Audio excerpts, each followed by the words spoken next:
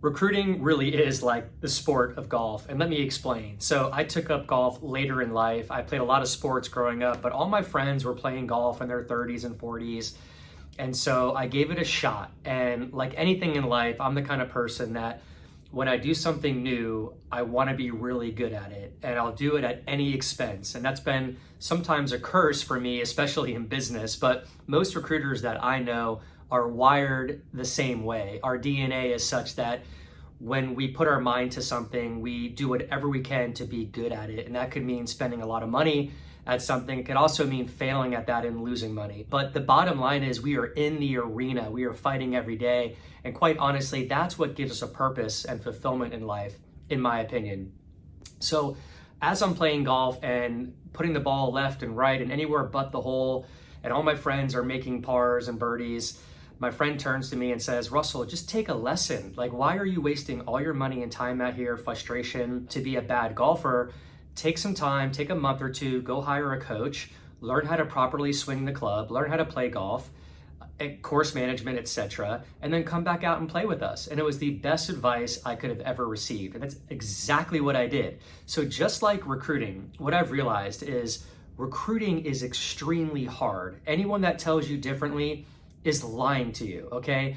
To start and to scale and to have a successful recruiting business could take you years, not months, all right? So any recruiting program that you join, if in your mind you're thinking that you're gonna be making all kinds of money and you can quit your job in 3, 4, 5, 6 months, that is just not the truth, okay? It takes a long time to get a recruiting company off the ground. Any recruiting company that I've started, there's been 3 of them, has taken me over a year to really get to a point where I could breathe a little bit, where I could get ahead of my expenses and my bills and have some money to enjoy my life just a little bit. Okay, so that is the reality. So many people are hung up on tools and software programs, things that can create automation within your business, and how am I gonna find clients, and will this tool work for me? Will cold email work? Will LinkedIn third-party tools work?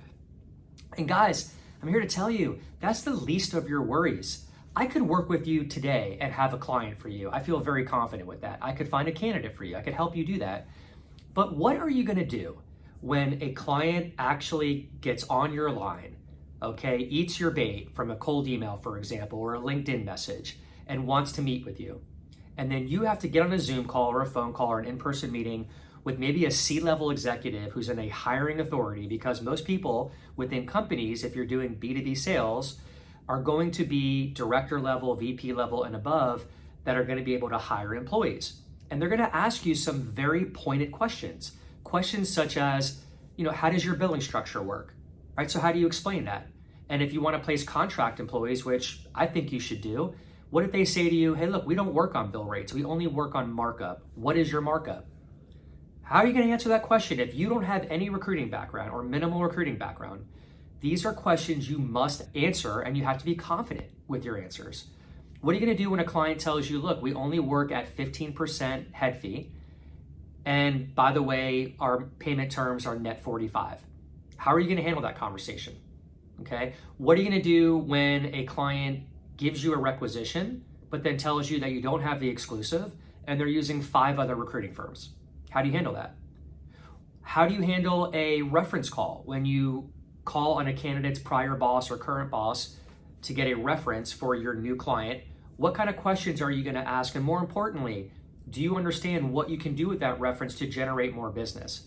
Guys, I can go on and on. I can do a video just on objection handling and things that you'll face with high-level client calls. So the point is, hire a coach if you are brand new in recruiting. Don't try to do this on your own. You're going to be wasting all your money that you put into your business. If you want to be good at it, which I'm sure you do, I expect that you are going to give it all you have and pour your blood, sweat, and tears into it.